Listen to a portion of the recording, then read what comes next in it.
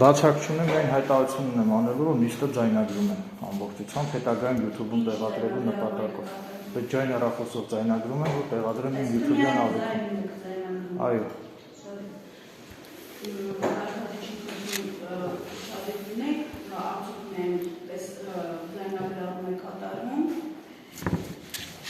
Տեսեք, որևէ բան չի յուրել։ Սրանով եմ ձայնագրում, սրանից պետք է օգտվել։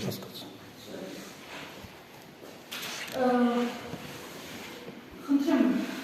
հայցի շարժման ներկայացեք։ Բացակ վերաբերյալ Չունեմ բացակ։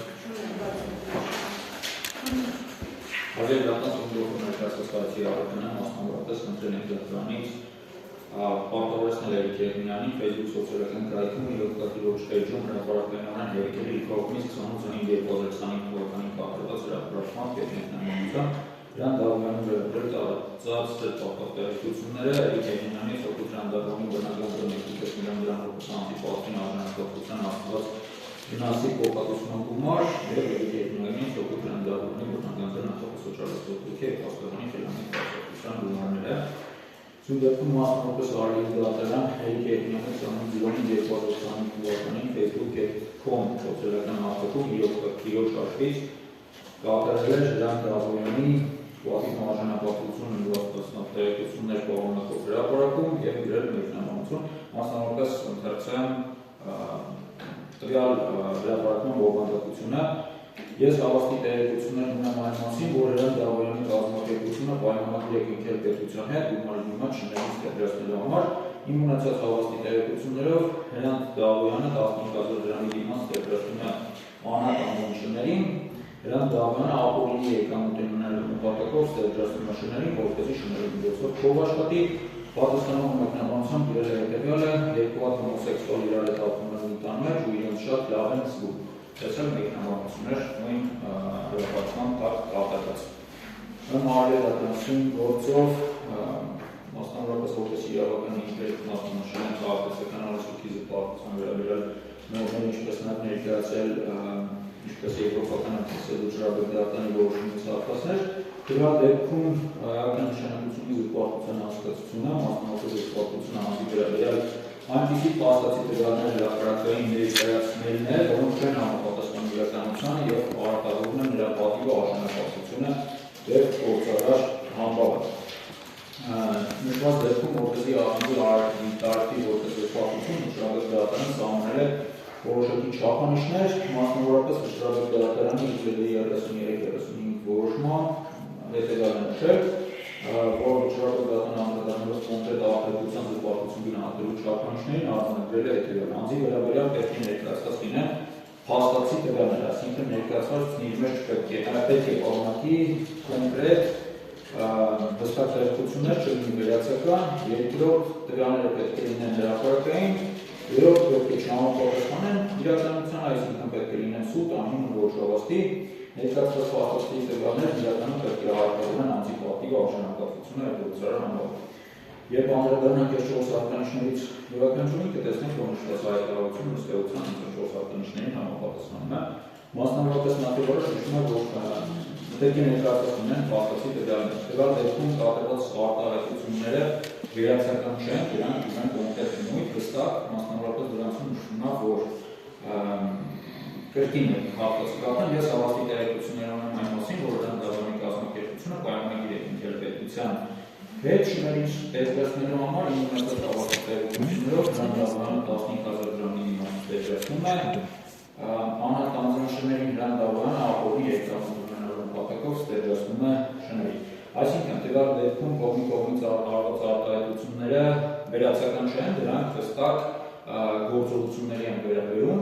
որոնք չեն համապատասխանում որևէ կերպ իրականության, ինչպես նաև արտադրվում են ինստիտուտի արժանապատվությունը։ Տվյալ դեպքում նշեմ, որ հաջորդ տեղական պայմանը, որ պետք է անդրադառնալ, դա անձի վերաբերյալ փաստացի տվյալները պետք է ներկայացված լինեն հրապարակային։ Այս մասով հաշվի առնելով, որ Շրջադատարանի որոշումը համարում է տեղեկությունը հրապարակային ներկայացված երթային մասով առնվազն մեկ այլ երրորդ անձի, իսկ այս դեպքում հրապարակումը տեղի ունեցել ինտերնետային սոցիալական կայքում, Facebook-ում, որը որ ցանկացած անձ օգտվում է Facebook-ից կարա արձել page, ինչպես նաև այդ page-ի ներքևում արկա մեկնաբանություններից երևում է, որ դրանք առնվազն այլ անձանց եղել են հասանել, ինչը դարձնում է նաև նշված հայտարարությունը հրապարակային։ Հաջորդը նշված ինֆորմացիան չպետք է համապատասխանի իրականությունը լինի սուտ անունը ոչ հավաստի, ընդ որում ինչպես նշել է վճռավեկ դատարանը իր որոշումներում, նահատակ նշանակությունը նաև հանգամանք, որ եթե նույնիսկ անձը որոշակի տեղեկատվություն այլ տեղից ուղղակի կիսվում այլ էջում կամ հայտարարություն անում հողում տարելով այլ անձանց, վերջինս պետք է առնվազն գործողություններ կատարի պարզելու համար այդ ինֆորմացիայի հավաստիությունը պարզելու համար։ Այսինքն, եթե նույնիսկ այլ անձ ինչ-որ մի բան ասած լինի, անձի մի բանը գրկելում է, մինչև դա հրապարակային դարձնելը պետք է ինքը իր սեփական միջոցներով գործողություններ կատարել, պարզելու համար այդ ինֆորմացիան համապատասխանում է իրականությանը, թե դրա դեպքում հրապարակված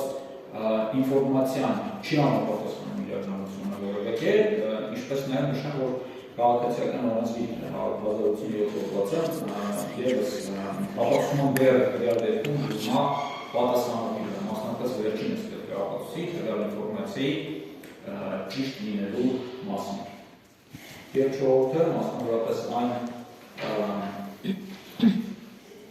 պետք է արատավորի հայտարարությունը անձի պատիվ արժանապատվությունը կամ գործարար համբավը նշեմ, որ այս իմ կողմից նախնշված տեղեկությունները նստեղության հենց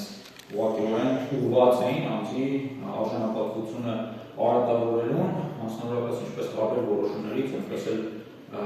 հասարակության մեջ առկա վարույական ընկալումներից, ինչպես նաև հակաօրինական արարքին ուղղված հայտարարության մասով, մասնավորապես ուղղակիորեն նշվում է, որ իմ վստահորդի իրականացնում է ապօրինի գործառույթ, ինչ իրենից ենթադրում է արդեն արժանապատվությունը նվաստացնող հայտարարություն։ Ինչպես նաև նշեմ, որ իրականությունը չի համապատասխանում նաև դրանից առաջ նախորդող հատվածում նշված հայտարարությունները իրենց համակցության մեջ այնպես էլ առանձին վերցված,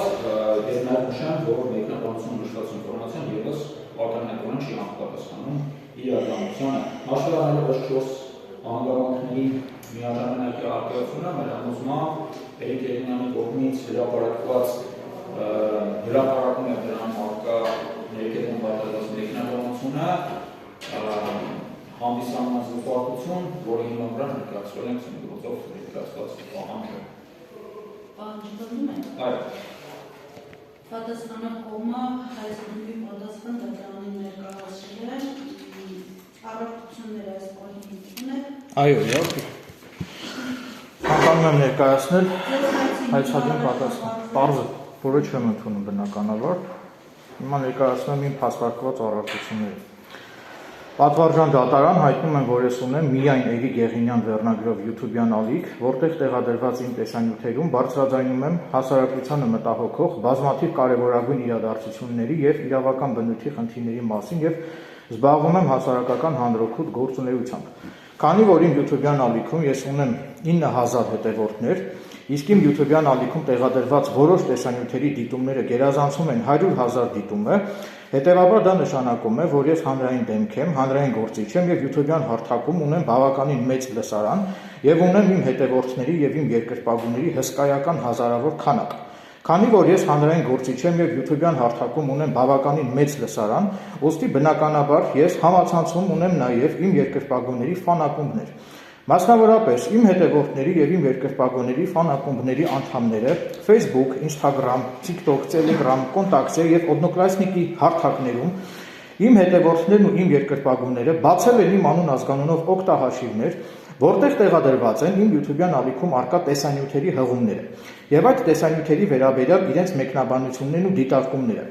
Հատկանշական է նաև այն հանգամանքը, որ իմ երկրպագուների ֆան ակումբի կողմից Facebook-յան հարթակում Էրիկ Եղինյանից տվյալներով բացված եւ իմ երկրպագուների ֆան ակումբի կողմից օգտագործվող Facebook-յան էջում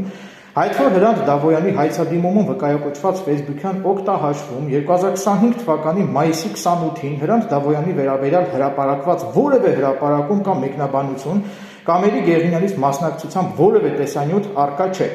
Հետևաբար չի բացառվում, որ դատարան ներկայացված լինի Հրանտ Դավոյանի վերաբերյալ իբրև թե Էլի Գեղինյանից կողմից գրված փաստաթուղթ, որն էլ հենց հայտ որ Հրանտ Դավոյանը դիտարկում է իրեն վերաբերող զրպարտություն եւ գործի քննության ընթացքում կպարզվի հայտ որի կողմից դատարան ներկայացված վերելեշված փաստաթղթերի կեղծ լինել չլինելու հանգամանքը։ Քանի որ YouTube-ն ու Facebook-ը պատկանում են Ամերիկային, ուստի եթե դատարանը գրությամբ դիմի Ամերիկայի հատուկ ծառայություններին, ապա IP կոդի միջոցով կպարզվի, թե ով կամ ովքեր են օգտվում հայցքորի հայցադիմումում հիշատակված Facebook-յան օգտահաշվից, եւ IP կոդի միջոցով կպարզվի նաեւ, թե ով կամ ովքեր են Հրանտ Դավոյանի վերաբերյալ Facebook-ում զրպարտող մեկնաբանություն գրել, եթե իհարկե Facebook-ում առկա է Հրանտ Դավոյանի վերաբերյալ վերջինիս կողմից հիշատակված զրպարտություն համարվող մեկնաբանությունը։ Հավելեմ նաև, որ Հայաստանում բազմաթիվ Հրանտ Դավոյաններ կան գրանցված, ուստի անհասկանալի է, թե հայցքոր Հրանտ Դավոյանը իր կողմից վկայակոչված ըստ իրեն Facebook-յան էջում զետեղված, ըստ իրեն զրպարտություն համարվող հիշյալ մեկնաբանությունն ինչու է վերագրել հենց իրեն։ Քանի որ Հրանտ Դավոյանի կողմից վկայակոչված Facebook-յան էջում հրապարակված ըստ Հրանտ Դավոյանի զրպարտություն դիտարկվող մեկնաբանությունը Էլի Գեղինյանից կողմից չի կատարվել, ուստի ես սույն գործով չեմ կարող հանդիսանալ պատշաճ պատասխանով։ Ոստի դատարանին միջնորդում եմ սույն գործով փոխարինել պատշաճ պատասխանողով եւ պատասխանողը արդեն դատարանը թող որոշի, թե ով պետք է հանդես գա որպես պատասխանող, քանի որ այս պահի դրությամբ անհայտ է, թե ով է ըստ էության Հրանտ Դավոյանի վերաբերյալ Facebook-ով նման մեկնաբանություններ գրել, եթե իհարկե կան նման մեկնաբանություններ։ Եթե Հրանտ Դավոյանի հայցադիմումում վկայակոչված Facebook-յան էջում հիշատակված մեկնաբանությունը հրապարակումը կբխի իմ կողմից Հրանտ Դավոյանի դեմ իրավապահ մարմիններին նախկինում ներկայացված բողոքների առնչությամբ միջդատական վարույթում առկա փաստական տվյալներից, ապա քաղաքացիական օրենսգրքի 1087 պրիմ 1 հոդվածի 5-րդ մասի համաձայն դրանք չեն կարող համարվել զրպարտություն։ Հատկանշական է նաև այն հանգամանքը, որ նախքան դատարան հայցադիմում ներկայացնելը հայցքոր Հրանտ Դավոյանը չի դիմել Էլի Գեղինյանից հերքում հրապարակելու եւ իր պատասխանը հրապարակելու պահանջով, եւ Հրանտ Դավոյանը խախտելով քաղաքացիական օրենսգրքի 1087 պրիմ 1 հոդվածի 10-րդ մասի պահանջները, նախքան դատարան դիմելը չի փորձել իր ենթադրյալ խախտված իրավունքները վերականգնել արտադատական կարգով։ Հետևաբար Հրանտ Դավոյանը չի կարող օգտվել քաղաքացիական օրենսգրքի 1087 պրիմ 1 հոդվածի 7-րդ եւ 8-րդ կետերով սահմանված պաշտպանության միջոցներից։ Հատկանշական է նաև այն հանգամանքը, որ Վճռաբեկ դատարանը թիվ ԼԴ 0749-0210 քաղաքացիական գործով եւ Սահմանադրական դատարանը 2011 թվականի նոյեմբերի 15-ին կայացված թիվ ՍԴՎ 997 որոշմամբ իրավական դիրքորոշումներ են արտահայտել այն մասին, որ գնահատողական դատողությունները չեն կարող դիտարկվել զրպարտություն։ Այդ կապակցությամբ ցանկանում եմ նշել, որ իմ YouTube-յան ալիքում իմ կողմից հրապարակված տեսանյութերում Հրանտ Դավոյանի գործունեության վերաբերյալ իմ կողմից արծարծվող դիտարկումները դրանք իմ գնահատողական դատողություններն են, որոնք չեն կարող զրպարտություն համարվել։ Ես իմ YouTube-յան ալիքով ապատեղեկատվություն չեմ տարածում եւ հրապարակում եմ միայն հավաստի, ճշգրտված եւ փաստարկված տեղեկատվություն։ Իմ ունեցած հավաստի տեղեկություններով, սա արդեն հայցապահման միջոցին է վերաբերվում, քանի որ դատարանի կողմից մերժվել է այդ որ այդ միջնորդությունը դրան չանդրադառնամ։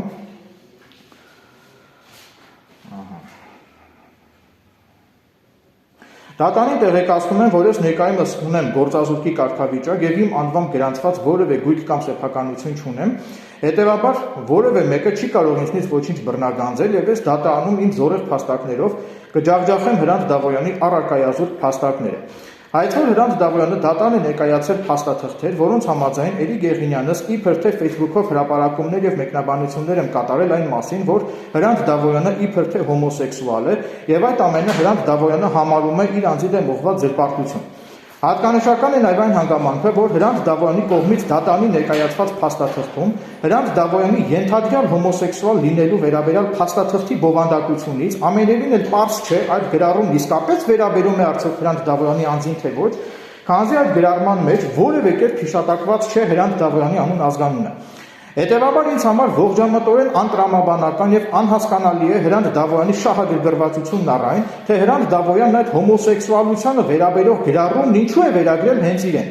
Այսինքն դա նշանակում է, որ իմ դիտարկմամբ Հրանտ Դավոյանը մտածածին, հիմնազու եւ չփաստարկված հանգամանքների վկայակոչմամբ փորձում է հասնել այն բանին, որ Էրիկ Եղինյանիցս հոգուտ Հրանտ Դավոյանի բռնագանձվի 1.5 միլիոն դրամ։ Մինչդեռ իրականում Էրիկ Եղինյանս Հրանտ Դավոյանի նշած բովանդակությամբ հրապարակում եւ մեկնաբանություն Facebook-ով չեմ կատարել։ Նկատի ունենալով այն հանգամանքը, որ Հրանտ Դավոյանի հոմոսեքսուալ լինելու կամ չլինելու հանգամանքը կարող է միայն հաստատվել կամ հերքվել դատաբժշկական փորձաքննությամբ, այլ ոչ թե Հրանտ Դավոյանի բանավոր հերքումներով, ուստի դատանին միջնորդում եմ Հրանտ Դավոյանի հոմոսեքսուալ լինելու կամ չլինելու հանգամանքը պարզելու համար Հրանտ Դավոյանի նկատմամբ նշանակել դատաբժշկական փորձաքննություն եւ հետազոտել Հրանտ Դավոյանին, որպեսզի փորձաքննության արդյունքում ի վերջո պարզվի Հրանտ Դավոյանի հոմոսեքսուալ լինելու կամ չլինելու հանգամանքը։ Քանի որ դատանի ներկայացված փաստաթղթերով հաստատվում է, որ Էրիկ Եղինյանս ներկայումս անվճարունակել է ունեն գործազուրկի կարգավիճակ, ուստի դատանին միջնորդում եմ ինձ ազատել փորձաքննության ծախսերից։ Եթե դատանը կբավարարի Հրանտ Դավոյանի նկատմամբ դատաբժշկական փորձաքննություն նշանակելու իմ միջնորդությունը, ապա ես փորձագետներին կառաջադրեմ իմ գրավոր հարցադրումները։ Հատկանշական է նաև այն հանգամանքը, որ քաղաքացիական դատավարության օրենսգրքի 76-րդ հոդվածի համաձայն գործին մասնակցող անձը կարող է հայտարարել գործին մասնակցող այլ անձի ներկայացրած գրավոր ապացույցի ոչ իսկական լինելու մասին։ Գրավոր փաստաթղթի իսկությունը վիճարկելու դեպքում ապացույց ներկայացնողը պետք է ապացույցի դրա իսկական լինելը, իսկ նոտարական կարգով վավերացված փաստաթղթի իսկությունը վիճարկող գործին մասնակցող անձը կրում է փաստաթղթի ոչ իսկական լինելն ապացուցելու պարտականությունը։ Քաղաքացիական դատավարության օրենսգրքի 76-րդ հոդվածի տրամաբանությունից բխում է, որ եթե հայցվող Հրանտ Դավոյանի կողմից դատանի ներկայացված Հրանտ Դավոյանի դիտարկմամբ զրպարտություն համարվող փաստաթղթերի բացառությամբ հակակոռուպցիոն կոմիտեի գրությունից իսկությունը նոտարական կարգով ավերացված լիներ, ապա միայն այդ դեպքում Եղինյանս կկրեի այդ վիճարկվող փաստաթղթերի ոչ իսկական լինելն ապացուցելու պարտականությունը։ Մինչդեռ սույն գործով հայցվող Հրանտ Դավոյանի կողմից դատանին ներկայացված Հրանտ Դավոյանի դիտարկմամբ զրպարտություն համարվող փաստաթղթերի իսկությունը չի վավերացվել նոտարական կարգով։ Հետևաբար քաղաքացիական դատավարության օրենսգրքի 76-րդ հոդվածի երկրորդ մասում ամրագրված իրավակարգավորումների տրամաբանությունից բխում է, որ հայցվող Հրանտ Դավոյանը դատանում պարտավոր է ապացուցել իր կողմից դատանի ներկայացված ըստ իրեն զրպարտություն համարվող գրավոր փաստաթղթերի իսկական լինելը, իսկ եթե Հրանտ Դավոյանը դատանում չկարողանա ապացուցել իր կողմից դատանի ներկայացված վերը նշված գրավոր փաստաթղթերի իսկությունը, իսկական լինելը, ապա դրանից բխող ողջ իրավական անբարենպաստ բացասական հետևանքները կրելու է հայցվող Հրանտ Դավոյանը։ Իրավաբանությունը հիմնված է ստույգ փաստերի վրա, այլ ոչ թե հիմնազու ենթադրությունների վրա։ Ուստի եթե դատանում կպարզվի, որ Հրանտ Դավոյանը դատանին է ներկայացրել կեղծ փաստաթղթեր, որպեսզի դրա արդյունքում ինձնից հոգուտ Հրանտ Դավոյանի բռնագանձվի 1.5 միլիոն դրամ, ապա դա կնշանակի, որ սա դրամաշորթության դասական օրինակ է, եւ ես այդ մասին բողոք կներկայացնեմ ազգային անվտանգության ծառայություն։ Դատանի տեղեկացնում են, որ Հրանտ Դավոյանի կողմից դատարան ներկայացված միայն հակակոռուպցիոն կոմիտեի գրության իսկությունը Եղինյանս չեմ վիճարկում, իսկ հակակոռուպցիոն կոմիտեի գրության ներքո ըստ Հրանտ Դավոյանի այդ գրության ներքո կատարված մեկնաբանությունների եւ հրապարակումների հետ Էրիկ Եղինյանս որևէ առնչություն չունի։ Դատանի տեղեկացնում են, որ Էրիկ Եղինյանս Հրանտ Դավոյանի կազմակերպության գործունեության հետ կապված նախկինում բողոք է մասնակցել ԱԱԾ եւ ԱԱԾ-ից իմ բողոքը ուղարկվել էր հակակոռուպցիոն կոմիտե։ Այդ կապակցությամբ հակակոռուպցիոն կոմիտեից ինձ է հասցեագրվել գրություն եւ ես հակակոռուպցիոն կոմիտեի կողմից ինձ հասցեագրված հիշալ գրության միայն առաջին էջը նախկինում հրապարակել եմ իմ YouTube-յան ալիքում առանց այդ գրության ներքո որևէ մեկնաբանություն գրելու։ Եվ Հրանտ Դավոյանը կամ վերջինիս կողմնակիցները իմ YouTube-յան ալիքից հավանաբար տպել են հակակոռուպցիոն կոմիտեի կողմից ինձ հասցեագրված այդ գրության առաջին էջը, սակայն հետագայում YouTube-ի ալգորիթմը իմ YouTube-յան ալիքից ջնջել է հակակոռուպցիոն կոմիտեից ինձ ուղարկված այդ գրության առաջին էջը։ Քանի որ ազգային անվտանգության ծառայության եւ հակակոռուպցիոն կոմիտեի կողմից ձեռնարկվող օպերատիվ հետախուզական միջոցառումները գաղտնի են, այդ իսկ պատճառով ես չեմ կարող դատարանում բացահայտել Հրանտ Դավոյանի կազմակերպության գործունեության վերաբերյալ իմ կողմից ազգային անվտանգություն ծառայության ներկայացված բողոքի բովանդակությունը, ինչպես նաեւ չեմ կարող դատարանին տրամադրել հակակոռուպցիոն կոմիտեի կողմից ինձ հասցեագրված խնդրու առարկա գրության ամբողջական տարբերակը։ Էրիկ Եղինյանս դատանին հաստատապես հավաստիացնում են, որ իմ կողմից Հրանտ Դավոյանի կազմակերպության գործունեության վերաբերյալ ԱԱԾ հասցեագրված բողոքի կապակցությամբ թե ԱԱԾ-ում եւ թե հակակոռուպցիոն կոմիտեում Էրիկ Եղինյանից նկատմամբ սուտ մատնության հանցակազմով քրեական վարույթ չի նախաձեռնվել, որը նշանակում է, որ Հրանտ Դավոյանի կազմակերպության գործունեության վերաբերյալ իմ կողմից ԱԱԾ ներկայացված բողոքի բովանդակությունը համապատասխանում է իրականությանը։ Հրանտ Դավոյանի կազմակերպության գործունեության վերաբերյալ իմ կողմից ԱԱԾ ներկայացված բողոքի կապակցությամբ ԱԱԾ-ում եւ հակակոռուպցիոն կոմիտեում սուտ մատնության հանցակազմով Էրիկ Եղինյանից նկատմամբ քրեական վարույթ չնախաձեռնելու մասին դատարանը կարող է հավաստիանալ ԱԱԾ եւ հակակոռուպցիոն կոմիտե հասցեագրվելիք իր հարցմամբ։ Այդ որ Հրանտ Դավոյանի հայցադիմումում վկայակոչված հակակոռուպցիոն կոմիտեի կողմից ինձ հասցեագրված գրության մեջ հիշատակված մեկնաբանություններն ու տեղեկությունները բխում են իմ կողմից Հրանտ Դավոյանի կազմակերպության վերաբերյալ նախկինում ԱԱԾ ներկայացված բողոքի առնչությամբ միջդատական վարույթում առկա փաստական տվյալներից։ Հետևաբար քաղաքացիական օրենսգրքի 1087 պրիմե կոդվածի 5-րդ մասի համաձայն դրանք չեն կարող համարվել զրպարտություն։ Հատկանշական է նաև այն հանգամանքը, որ նախքան դատարան հայցադիմում ներկայացնելը, հայցվոր Հրանտ Դավոյանը չի դիմել Էրիկ Եղինյանից հետքում հրապարակելու եւ իր պատասխանը հրապարակելու պահանջով։ Այնուամենայնիվ, եթե Հրանտ Դավոյանը իմ YouTube-յան ալիքում տեղադրված տեսանյութերում եւ իմ այս հայցադիմումի պատասխանում արծարծվող հանգամանքների վերաբերյալ կցանկանա իմ YouTube-յան ալիքով հնչեցնել իր տեսակետը, իր դիտարկումներն ու իր դիրքորոշումը, ապա ես պատրաստակամություն եմ հայտնում Հրանտ Դավոյանին իմ YouTube-յան ալիքում տրամադրել անվճար հարթակ, մասնավորապես ես պատրաստ եմ Հրանտ Դավոյանից Ստեփանավան քաղաքում հարցազրույց վերցնել եւ առանց Հրանտ Դավոյանի խոսքերը մոնտաժելու եւ առանց նրա խոսքը կոնտեքստից կտրելու, ես պատրաստ եմ Հրանտ Դավոյանի պատասխանը ամբողջությամբ անվճար եթեր հեռարձակել իմ YouTube-յան ալիքով։ Ելնելով վերոգրյալից ես ամբողջությամբ առարկում եմ Հրանտ Դավոյանի հայցի դեմ, ուստի դատարանից խնդրում եմ մերժել Հրանտ Դավոյանի ակնհայտ անհիմն հայցը, քանի որ ես Հրանտ Դավոյանին չեմ զրպարտել։ Այսքանը արգելին դատատան, նաև ցանկանում եմ երկու հանգամանքի մասին նույնպես հիշատակել, որոնց հետ կապված ես իմ հայցադիմումի պատասխանում ոչինչ չեմ նշել, քանի որ սրանք ըստ էության նոր տվյալներ են, նոր են իր եկել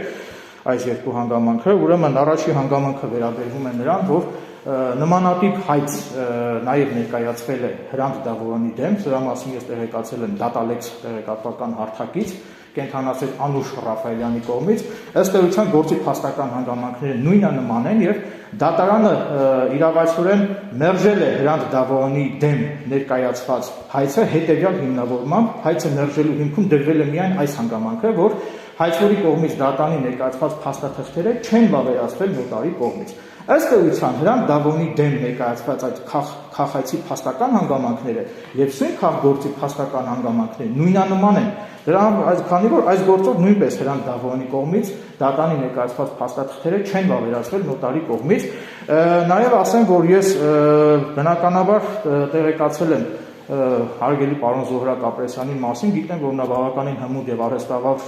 փաստաբան է եւ ինձ համար զարմանալի է, թե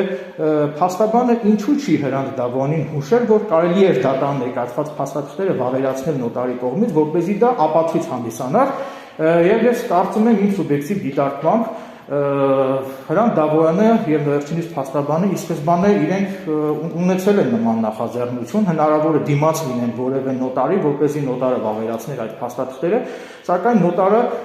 ուսումնասիրելով այդ փաստաթղթերը բնականաբար նոտարն էլ է կասկածել այդ փաստաթղթերի իսկության եւ հավաստիության մեջ եւ ըստ իս այդ հանգամանքով պայմանավորված նոտարը հրաժարվել է վավերացնել այդ փաստաթղթերի իսկությունը։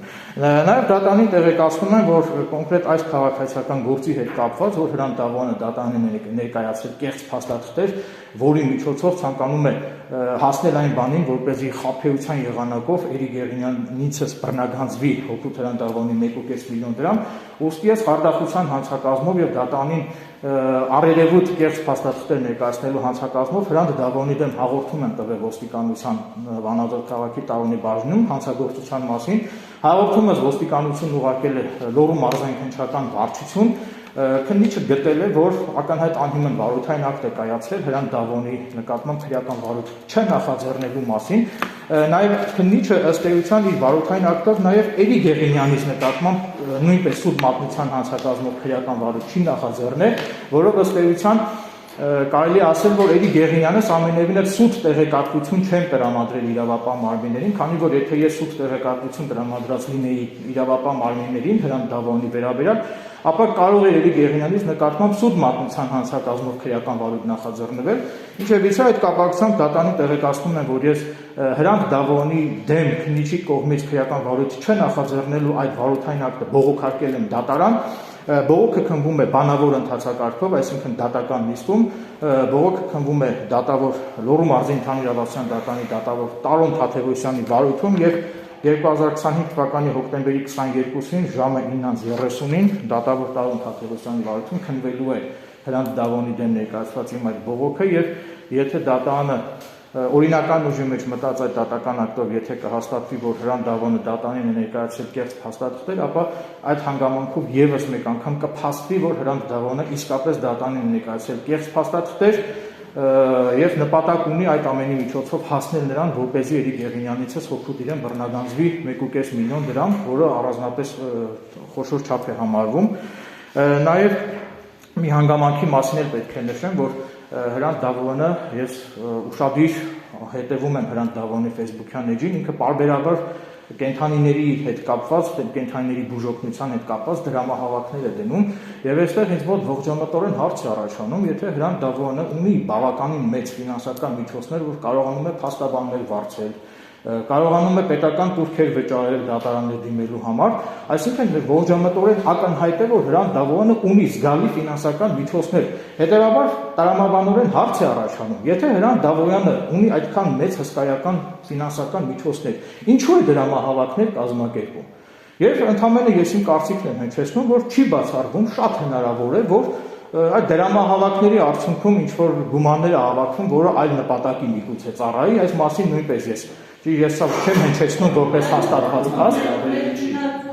որպես հաստատված փաստ չեմ հնչեցնում, ընդհանրապես իմ կարծիքն եմ հնչեցնում, ընդհանրապես ուզում եի դատարանի դրա մասին նույնպես տեղյակ պահել, որ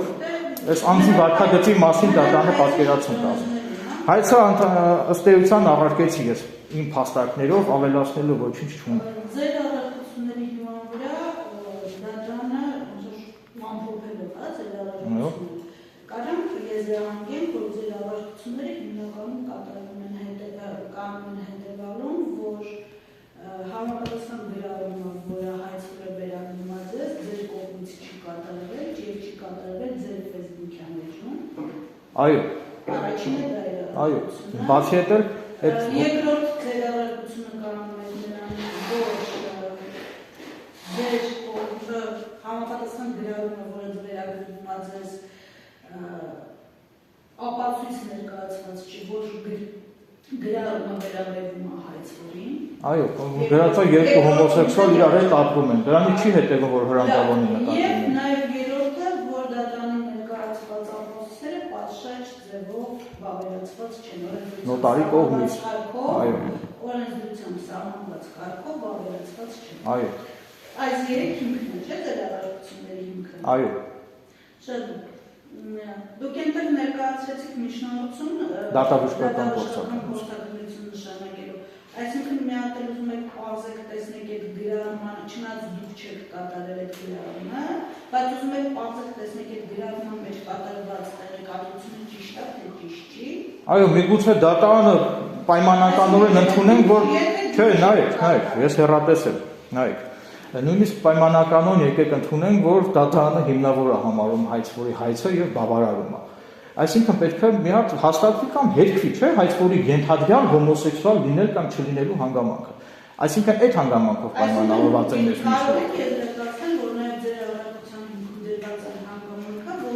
գրառումներում ներկայացված տվյալները վերաբերում են հայցվորին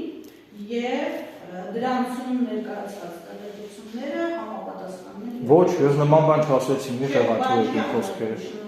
Դուք իմ խոսքերը խեղաթյուրում եք, ես նման բան չասեցի։ Խեղաթյուրում եք։ Իհարկե ոչ, ես նորից եմ ասում, Հրանտ Դավոյանի հոմոսեքսուալ լինել չլինելու վերաբերյալ ես որևէ տեղեկություն չունեմ։ Նրա սեռական կյանքը ինձ ընդհանրապես չի հետաքրքրում։ Լավ,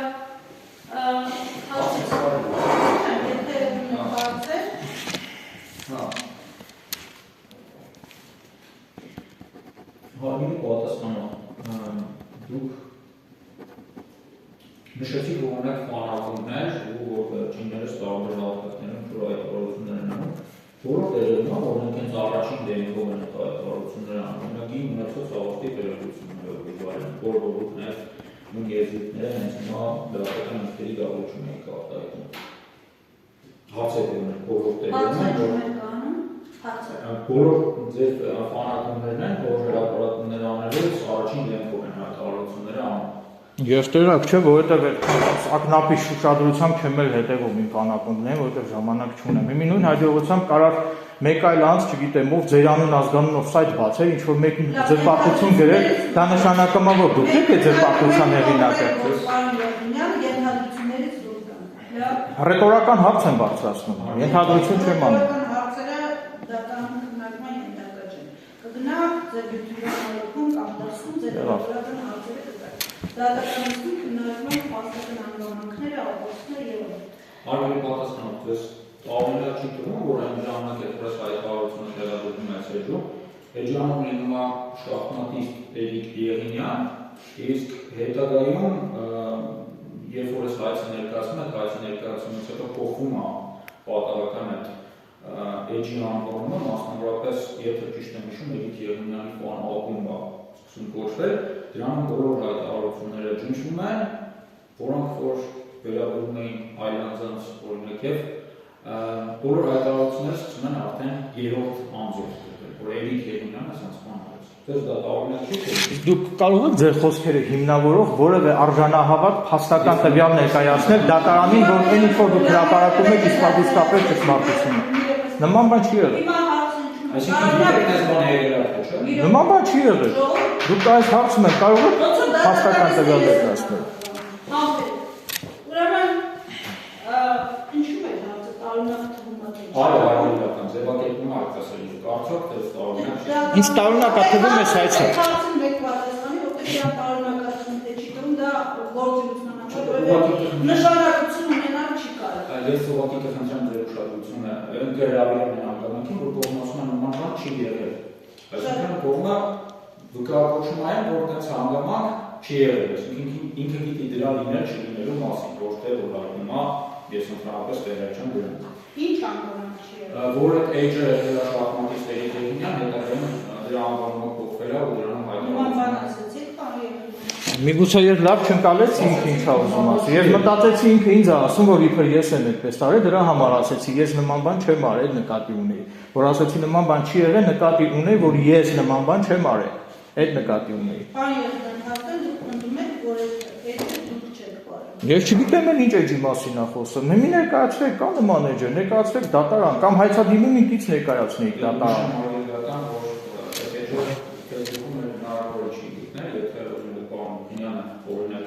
Արդեն այդ էջը ջնջելը շատ ավելի է։ Նշեցիք, որ YouTube-ը ինչ-որ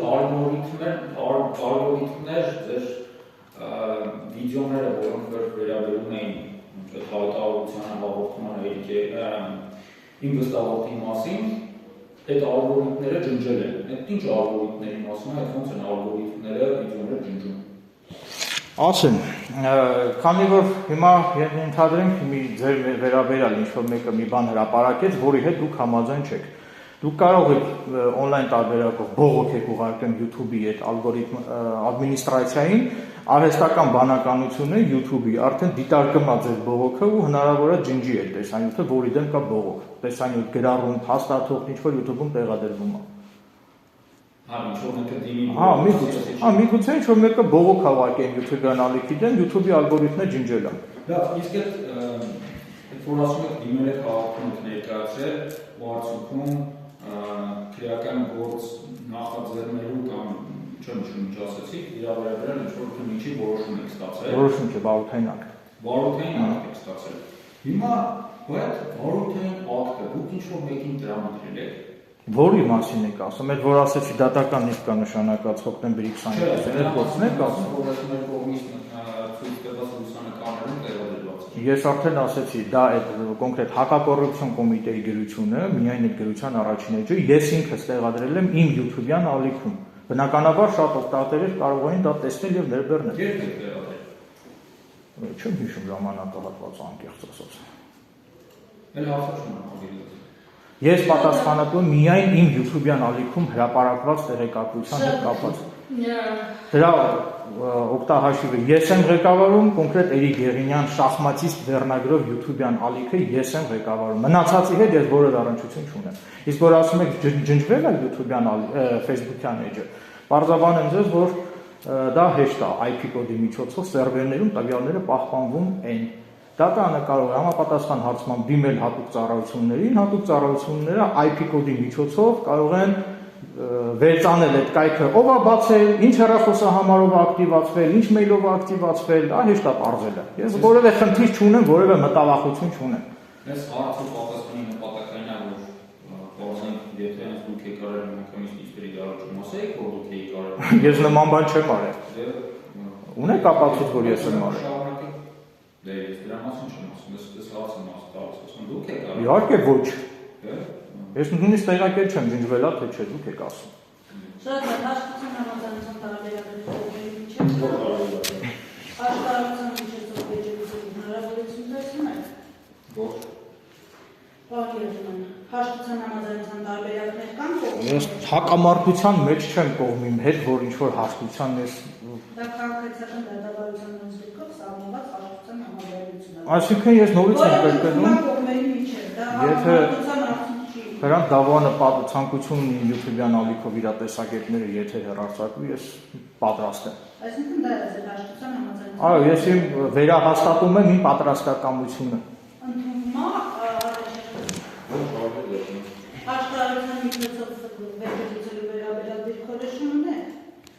Դա ինչ է նշանակում հաշտարարության միջոցով վեճերուցել։ Դատարանը նշանակի հաշտարար, որը փորձի լուծել կողմերի միջև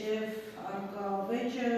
ձեր միջև հաստատի հաշտության համաձայնությունն այն ներկայացնի դատարանը։ Եթե ես դրա համար գումար չեմ վճարելու, ես համաձայն եմ։ Որոշակի ժամանակահատվածի համար չեք վճարել։ Չէ, ընդհանրապես չեմ ուզում վճարել հաշտարարին գումար։ Թող պետությունը վճարի։ Ոչ, չեմ ուզում։ Ուրեմն չկա, հա, կարելի։ Ինչի՞ պետք է ես գումար վճարեմ, ինչ որ հաշտարար։ Հասկացած ես, որ հաշտարարության միջոցով վեճերուցելու ցանկություն ունեք։ Ես ունեմ այդ ցանկությունը, եթե գումար չվճարեմ։ Ես այդպես եմ ձեր հարցին պատասխանում։ Հայցը կողմը հայտնեց, որ հաշտարարության միջոցով վեճերուցելու ցանկություն չունի։ Այո։ Դե այդ կարգով կարող է կողմերի կառավարությունը։ Լավ, կիրառման ենթակա օրենսդրությունը հայցքոր կողմը ներկայացրած հայցադիմում նշել է լրացնել որևէ բան ունեք։ Իրավական հիմքերի մասով ոչ արժեքական, ես եթե կողմը քանի որ առաքություններ ներկայացրած, բան կա դիրքորոշում հայտնել դրանց մասով, մասնավորապես կողմի այն դիրքորոշումը, որ պետք է սեռական կողմնորոշումը բացելու համար նշանակել ինչ-որ փորձակնություն։ Միջնորդների կանգնանալ։ Քննարկել հավատման պարտականությունը բաշխելուց հետո, հա, եթե դրա վերաբերյալ է ձեր դիրքորոշումը։ Նաև խոսքը վերաբերում է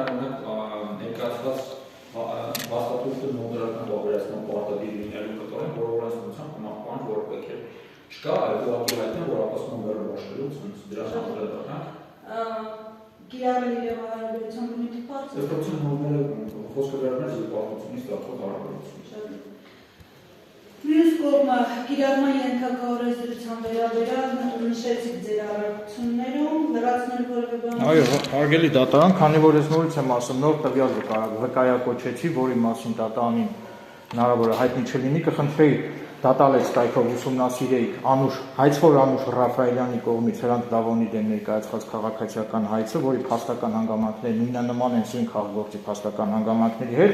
դատանը միայն այն հիմքով, որ հայցվորի կողմից դատան ներկայացված փաստաթղթերը չեն վավերացվել նոտարի կողմից,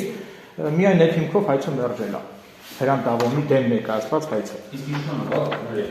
համանման դերել ինչ է հայցվորը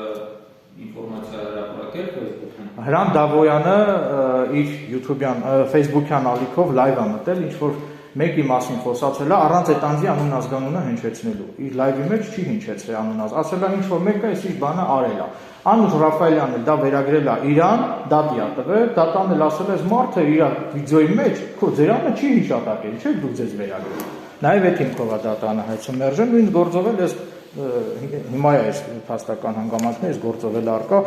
քանի որ հայցվորը իր հայցի մեջ նշել ապացուցման բեռը դնել իմ վրա, հիմա ես դրա դեմ հակադարձում եմ, առարկում եմ դրա դեմ, քանի որ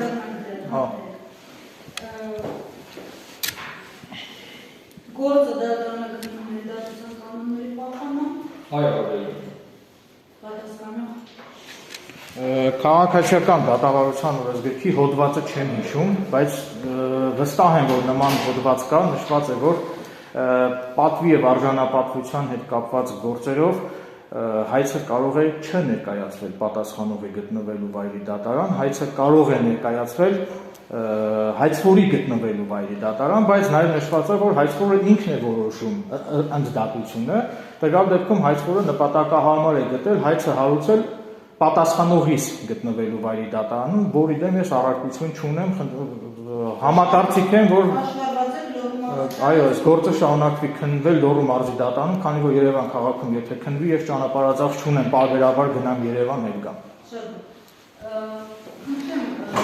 Հայցվորի կարծիքը գործով այլացնել գրավելու ոչ պատշաճ կողմի փոխարինելու անհրաժեշտություն կա։ Չկա։ Պատասխանող։ Ես գտնում եմ, որ կա, բայց ով պետք է լինի այն անձը, ով պետք է գա հանդես գա պատասխանող։ Միգուցե այդ Facebook-յան էջում հրապարակված ենթադրյալ Ոմաների Գեղինյանը, որ ինձ հետ որևէ առնչություն չունի, հենց նրան ներգրավեք պատասխանող։ Ես որևէ հրապարակում չեմ արել։ Նորից եմ ասում, նույն ձևով կարա ինչ-որ մեկի անուն ազգանունով սայթ է բացում համացանցով, ու այդ մարդու անուն ազգանունի տակ ինչ-որ մարդկանց հասցեին վիրավորանքներ, զրպարտություններ ա գրում։ Ինչ պետք է նշանակի, որ այդ մարդն է այդ զրպարտությունների հեղինակը։ Իհարկե ոչ։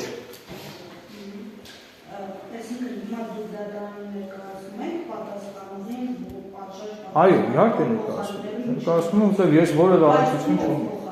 Այդ հենց հայցվորի կողմից, հայցադիմունքից ներկայացված փաստաթղթերում նշված ինչ-որ, որը նշված է Էրիկ Գեղինյան, ով է դա, որը ինձ հետ կապեք չունի։ Ես դա չեմ նշել, նման հրապարակում ես չեմ արել։ Խնդրեմ հայցվորի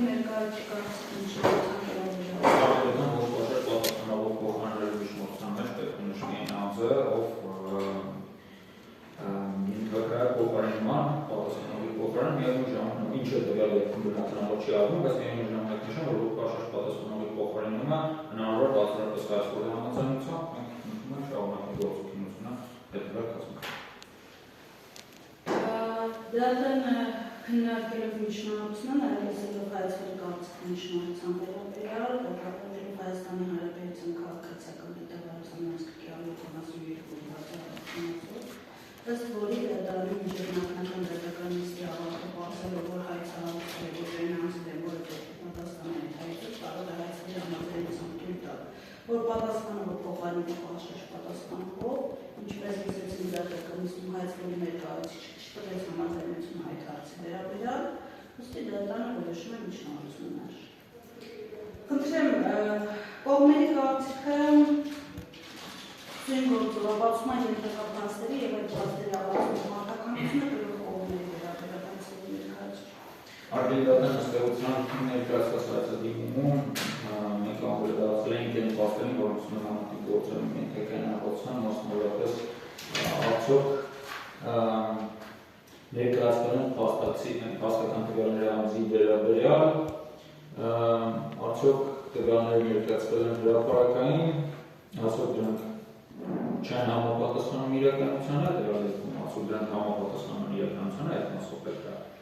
պատասխանող ապացուցման վերագրի, արդյոք ներկայացված փաստացի տվյալները ավարտավորում են անձի արժանապատվությունը, գործարանում բաղը եւ պատիվը։ Կարծում եմ շոտ փաստական հանգամանքներ Մի հայցա դրա հետ կապված, դուք փաստորեն հայցադիմում նշել եք առաջին հենց կետեղան էական շնորհություն ունեցող փաստեր։ Էրիկ Գեղինյանը 28/2025 թվականին Facebook-com սոցիալական հարթակում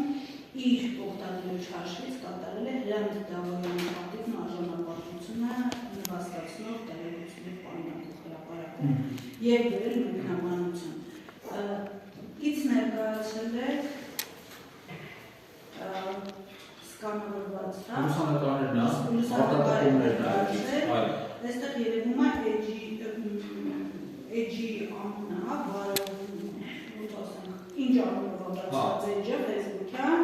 նշված է Էրիկ Գերինյան շախմատիստ։ Այս edge-ում հրապարակած տեղեկատվություն եք դուք պահանջում, որպեսզի դիտարկում որպես զրպարտություն։ Շատով Նեստե, խնդրեմ բավականորեն կարծիքը, որ փաստեր ունեցին գործով ապացուցման ենթակա եւ որ պետք է գրել փաստերի ապացուցման պարտականություն։ Հիմա ես հղումը կատարելով քաղաքացիական դատավարության օրենսգրքի 76 հոդվածի 3-րդ մասում ամրագրված իրավական կարգավորումներին վիճարկում եմ հայցվորի կողմից դատարան ներկայացված փաստաթղթերի իսկությունը բացառությամբ հակակոռուպցիոն կոմիտեի գրության, քանի որ վերահաստատում եմ, որ այդ գրությունը ես եմ YouTube-յան ալիքում հրապարակել, ոչ թե Facebook-յան, այլ YouTube-յան ալիքում։ Մնացածի հետ ես որևէ առնչություն չունեմ, վիճարկում եմ այդ փաստաթղթերի իսկությունը, քանի որ դրանք նոտարական կարգով վավերացված չեն, եւ քաղաքացիական դատավարության օրենսգրքի 76 հոդվածի 3-րդ մասում հստակ ամրագրված է, որ եթե մյուս կողմը վիճարկում է դատարան նոտարի կողմից չվավերացված փաստաթղթերի իսկությունը, ապա դրա ապացուցման բեռը կերում է այդ փաստաթուղթը ներկայացրած անձը, այսինքն տվյալ դեպքում հայցվորը, ուստի դատարանին միջնորդում եմ հայցվորի կողմից դատարան ներկայացված նոտարական վավերացում չստացած փաստաթղթերի ապացուցման բեռը դնել հայցվոր կողմի վրա։ Մի անգամ այդ հարցը քննարկենք, որպեսզի դատարանը ավելի ճիշտ բաշխավորի պարտականությունը, դուք ձեր միջնորդության մեջ, դիրքորոշման մեջ մատնանշեցիք, որ խնդրեցիք նշանակել փորձաքննություն, որպեսզի պարզվի հայցվորի որոշակի կողմնորոշվածություն ունենալու հարցը, հենց ասենք։ Հիմա այս պայմաններում դա կարևոր է ապացուցման բեռը բաշխելու համար։ Դուք պնդում եք այն փաստը, որ կատարված հրապարակման մեջ նշված տեղեկությունները վերաբերում են Հրաչյա Դավոյանին եւ համապատասխանում են իրականությանը, թե այդ մասին դուք Ոչ, ես չեմ պնդում, որ այդ հրապարակված տեղեկությունները վերաբերում են Հրանտ Դավոյանին եւ համապատասխանում են իրականությանը։ Ես իհարկե չգիտեմ ով է հրապարակել կամ արդյոք իրականում նման տեղեկատվություն հրապարակվել է Facebook-ում Հրանտ Դավոյանի վերաբերյալ թե ոչ։ Հարգելի դատարանթուրք հարց տամ հայցվոր կողմի։ Այ հրապարակման մեջ ուրեմն որևիցե անուն ազգանուն նշված չէ։ Խոսքը հոմոսեքսուալ լինել չլինելու մասին է։ Այ հայցվորը ինչից է վերցրել, որ հենց այդ արտահայտությունը ուղղված է իրեն։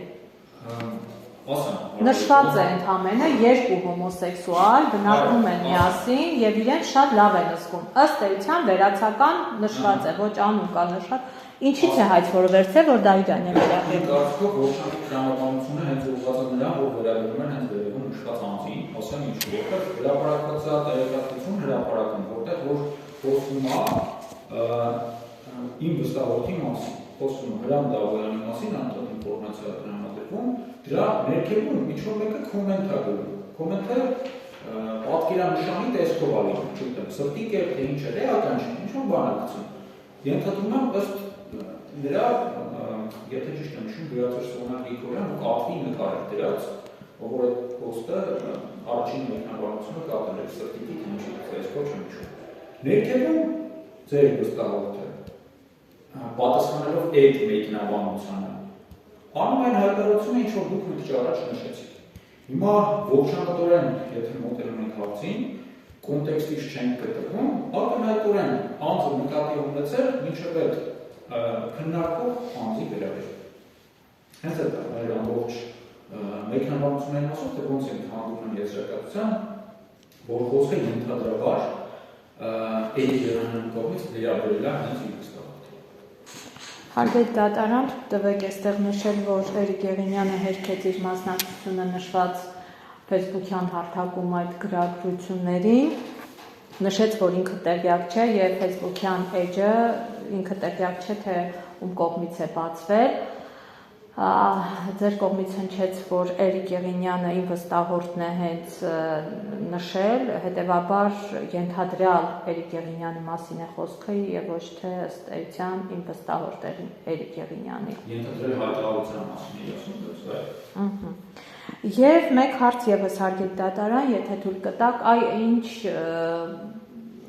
գործունեությամբ է զբաղվում ձեր վստահորդը եւ արդյոք շների կենթանասերների ինչ որ ակումբ է ներկայացնում կամ կապ ունի առհասարակ շների ստեղծման հետ թե ոչ։ Իմ վստահորդը համացանց շատ է որպես կենթանասեր եւ զբաղվում է կենթանիների իրավունքների պաշտպանությամբ, թե ինչ խմբեր ունի կամ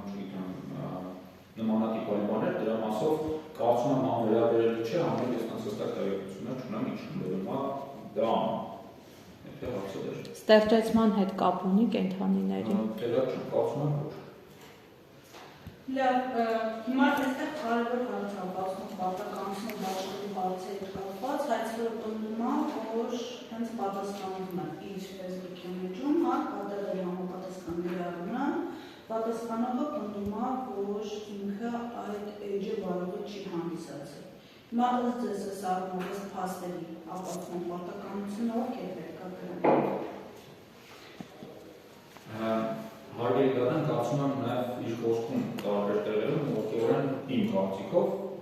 Եղինյանը ընդունում է հանրապետության հանգամանքը, որ հայտարարությունները իրականում ինքն է արել։ Խոսքը վերաբերում է հատկացումներին, երբ որ քաղաքացիական նկատի ինքս մոտ այնպես բան չի եղել, օրինակ այն դեպքում, երբ որ այդ կապը ցույց տալու համար պատկերացրեք արտադրողներ YouTube-յաներ, որը կոչվում է մենք դիրքորոշումներ կգնահատենք։ Հիմա ամենաապացուցման պարտականությունը ով պետք է կրի։ Իմ կարծիքով Եղինյանը պետք է ապացուցի, որ ինքը չի արել այդ հայտարարությունը։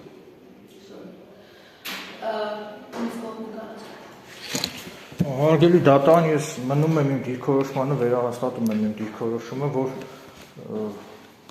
ես չպետք է ապացուցեմ, սա օրենքով է կարգավորվում այս հարցը, հստակ նշված է քաղաքացիական դատավարության օրենսգրքի 76 հոդվածի 3-րդ մասում հստակ նշված է, որ եթե անձի կողմից դատան ներկայացված փաստաթղթերը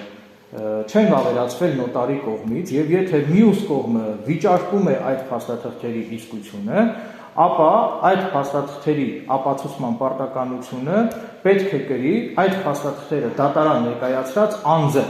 Տվյալ դեպքում այդ փաստաթղթերը դատարանը ներկայացրել Հրանտ Դավոյանը կամ վերջինիս ներկայացուցիչը։ Հետևաբար նրանք պետք է ապացուցեն։ Փաստաթղթերի վավերականության կամ վերաբերելիության թույլատրելիության օրենքով սահմանված կարգով ներկայացված լինելու մասին չի։ Դուք եւս կկարողացում եք այն փաստը, որ Էրիկ Եղինյան շախմատիստ, վերնագրով, ասենք, էջը ձեր կողմից չի վարվել։ Facebook-յան էջը։ Այո, Facebook-յան էջը ձեր կողմից չի վարվել կամ չի վարվում, եթե կա այս էջը, այս պայմաններում այդ փաստաթղթերի պարտականություն դուք կրել եք։ Իհարկե ոչ, միանշանակ ոչ։ Ես որևէ առնչություն չունեմ դրա հետ, դատարանն էլ որևէ արժանահավատ փաստական տվյալներ չի ներկայացրել, որ այդ էջը հենց Եղինյանս են վարել կամ վարում։ Լավ, ավելացնենք, որ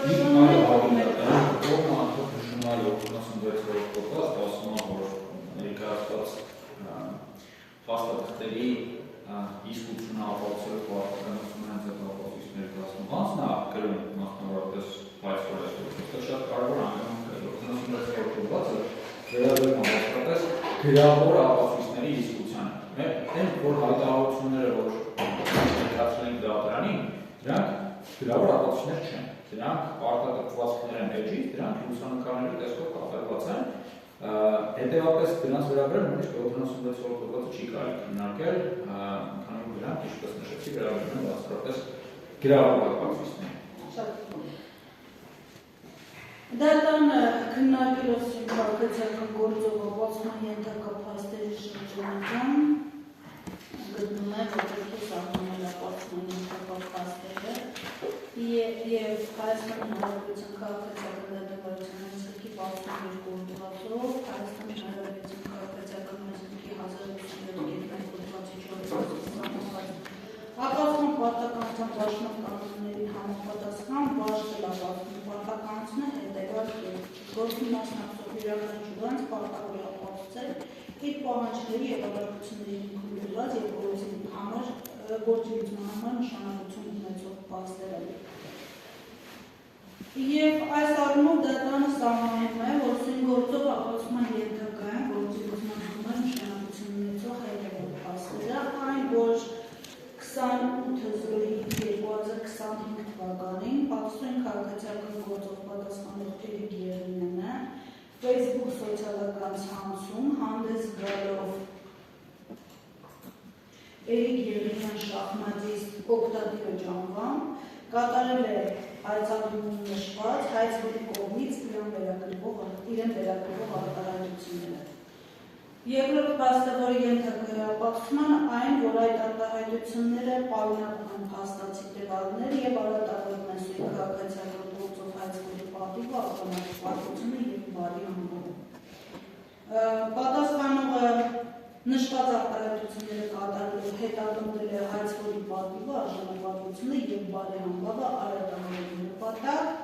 եւ վերագրյալ արտահայտությունները կատարվել են հրավերական ձևով։ Այս փաստերը վկայակոչել է հայցվոր կողմից, այս փաստերի ապացուցման պարտականությունը դատարանը դնում է հայցվոր կողմին։ Ըստ էության պատասխանողը վիճարկում է դատարանի ներկայացված ապացույցների թույլատրելիությունը, ուստի որևէ փաստ որպես այդպեսին չի վկայակոչում, անգամ չվկայակոչեց այն փաստը դատարանի ճշտող հարցերին, պարզաբանեց, որ չի պնդում, որ համապատասխան գրառման մեջ նշված տեղեկությունները համապատասխանում են իրականությանը կամ վերաբերվում են սույն քաղաքացիական գործով հայցվորին, իսկ իր կողմից չպնդած փաստացի տվյալների ապացուցում պարտականություն դատարանը պատասխանատու վրա դնել չի կարող։ Ուստի դատարանը պատասխանատու վրա ապացուցում պարտականություն չի դնում։ Բոլոր փաստերը, որոնք մատնանշեց դատարանը, ենթակայում են ապացուցման, դրանք վկայակոչած կողմի, հայցվորի կողմից։ Ձեզ ժամանակները ժշտ է ապացուցները եւ իրանք ձեռքբերումի շնորհիվ դատարանի ներկայացնելու համար։ Այո, բարի դատարան։ Որքան ժամանակը բավական կլինի։ Ասում մեկ ամիս բավարար, բայց խնդրեմ մեկ ամիս 10-ով տրամադրել, ես 10-ով 10-ով ուսումնասիրել, դրանից հետո ջանքեր։ Չնայած պատասխանող կողմի վրա ապացուցում պարտականություն դատարանը չդրեց, բայց գուցե եւ դուք եք ապացուցումներ ներկայացնելու կան ապացուցումներ դատարանի ներկայացնելու եւ ձեզ ժամանակը դրանք դատարանի ներկայացնելու համար։ Հարգելի դատարան, ուրեմն կան բազմաթիվ կենթանասերներ, ովքեր որ շատ լավ են ճանաչում Հրանտ Դավոյանին, բազմիցս շփվել են նրա հետ եւ ինձ բարբերաբար այս դատարան արդեն այս գործը դատարան մուտք լինելուց հետո արդեն բնականաբար ես հանրայնացրեցի սա իմ YouTube-յան ալիքով Հրանտ Դավոյանը իր Facebook-յան էջով երբևիցե չի էլ անդրադարձել այս հարցերին, այսինքն նա միտված է նրան, որ հանկարծ չհանրանացվի այս ամեն ինչը, ես եմ հանրայնացրել, իմ հանրայնացնելուց հետո բազմաթիվ անձինք զանգահարում են ինձ, նաև նամակագրություն են գրում, ասում են, մի ընդհատեք, դու որ խոսում եք, ես չէի ընդհատել։ Դուք եք վարում, բայց սաստեք, որ իմ խոսալու ժամանակ կմիջամտես մյուս անգամ։ Ուրեմն հարգանքով մեկը մյուսի նկատմամբ թե չէ դատարանը կիրառել շատ հարգալից է։ Հարգալից դույով չեն խոսում դատականիստում։ Դատականիստում խոսում են դուքով։ Ընդհանրապես ասեցի մի ընդհատեք։ Այդպես չասեցի, դուք ասեցիք մի ընդհատեք։ Նախազգուշացում է ձեզ դատարանը, մեկ անգամ ևս կրկնվեց, դատարանը սանկցիա կիրառել։ Լավ, խոսք միտքս ավարտեմ։ Հենց ապացուցման հետ կապված եմ ասում, բազմաթիվ անձինք հիմա դիմում են ինձ այս հանրայնացնելուց հետո այս դատական գործընթացը եւ որոշակի տեղեկություններ են հաղորդում ինձ Հրանտ Դավոյանի գործունեության հետ կապված։ Հիմա ես այդ անձանցը վախենում են Հրանտ Դավոյանից այդ անձինք, հիմա ես այդ անձանցը բանակցություններ են վարում, որ եթե ունեք արժանահավատ տեղեկություններ Հրանտ Դավոյանի գործունեության հետ կապված, եկեք դատարանում ցուցմունք տվեք, ես ձեր անվտանգությունը կապահովեմ, ձեզ երաշխիքներ եմ տալիս, վախենում են, այո, Հրանտ Դավոյանից չէ, առհասարակ իր գործունեության հետ կապված, այսինքն ուզում եմ ասեմ, հիմա եթե ասեմ չունեմ ապացույց, հնարավոր է հետագայում զրկված լինեմ ապացույց ներկայացնելու հնարավորությունից։ Դրա համար հիմա ես ասում եմ, այո, միգուցե ներկայացնեմ, միգուցե չներկայացնեմ, քանի որ դա ինձնից կախված չի։ Ձեզ ժամանական Այո, ամեն դեպքում ողջամի ջանքեր տրամադրեք, տեսնեմ կհաջողվի ինձ։ Մեկ ամիս 10 օր տրամադրվեց։ Բավական է մեկ ամիս։ Դատարանը կողմերի կարծիքը լսելով սահմանն ապացուցներ եւ դրանց ձեռբերելու միջնորդներ ներկայացնելու հետեւյալ ժամկետը մինչեւ սույն գործով նշանակվելի հաջող նախնական դատարանների ավարտումների արյալ։ Որոշումը բողոքարկման ենթակա չէ կազմի առանցին ակտիվով եւ ուղղակի գործի մասնակցող անձանց։ Այս պահեդությամբ լրացուցիչ նյութեր, միջնորդներ, ապացույցներ գործի մասնակցող անձանք ունեն դատարանի ներկայացնել, բայց Ոչ արդյունքում մոտին ճշտում հաջորդ դատական նիստի ավարտես, մտնում դատական նիստի։ հիմա կնշանակեն կապելես ձեր, այո, մինչև նախնական մյուս հաջորդ նախնական դատական նիստի ավարտը ներառյալ։ Այս պայմանավորվածությունների միջնորդներ կան դատարաններ։ Ոչ արդյունքում։ Հարգելի դատարան չկա, միայն խնդրեի հաջորդ դատական նիստը, եթե հնարավոր նշանակեք նոյեմբերի 22-ից հետո։ Դատարանը խաղճարները, որ կարգապահարականությունը բաշխող մասին որոշում, սահմանվեց ժամկետ ապացուցիչ եւ իրենց ձեռբերելու միջնորդներ ներկայացնելու համար, որոշում է գործունեությունը հետաձգել։ Սույն գործով հաջորդ դատական նիստը նշանակվում է սույն թվականի նոյեմբերի 25-ին։ Կա ծառայական որոշ Իմ մոտ չկա։ Հիմա արագ։ Հարցնում եմ։ Ոչ արգելի դատարան։ Բայց ես ձեզնից զբաղված եմ։